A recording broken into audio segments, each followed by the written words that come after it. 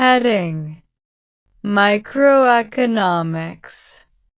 Side heading: Definition. First point. Microeconomics is the branch of economics that studies the behavior of individual units such as consumers, firms, and industries. Second point. It focuses on how these units make decisions regarding allocation of scarce resources.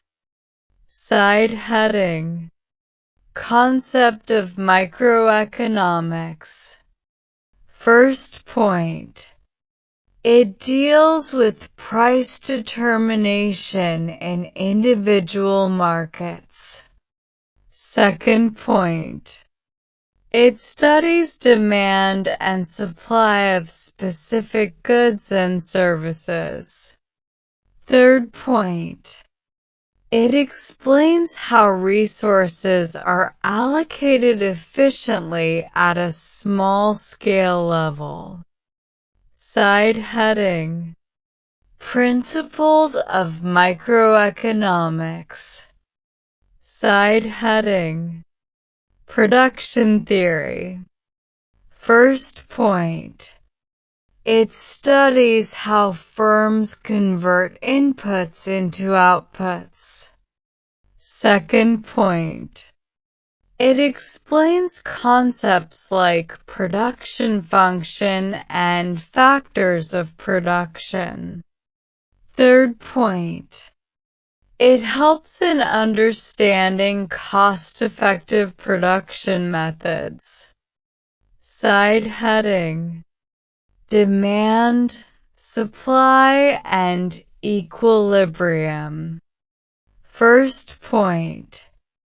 Demand shows consumer willingness to buy goods at different prices. Second point. Supply shows producer willingness to sell goods at different prices. Third point. Equilibrium is the point where demand equals supply and price is determined. Side heading: Costs of production. First point. It refers to expenses incurred in producing goods and services. Second point. Includes fixed cost, variable cost, and total cost. Third point. Helps firms in pricing and profit planning. Side heading: Labor economics. First point. It studies the functioning of labor markets. Second point. It analyzes wages, employment, and productivity of workers. Third point.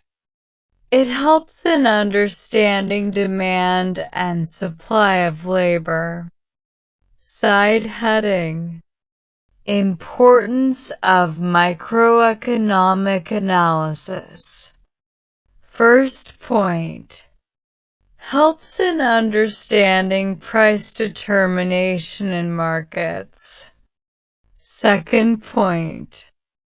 Helps firms in production and pricing decisions. Third point. Helps consumers in making rational choices. Fourth point. Helps government in framing economic policies. Side heading: Limitations of microeconomics. First point. It assumes full employment, which is unrealistic. Second point. It ignores interdependence between different markets. Third point. It does not explain overall economic problems like inflation fully. Fourth point.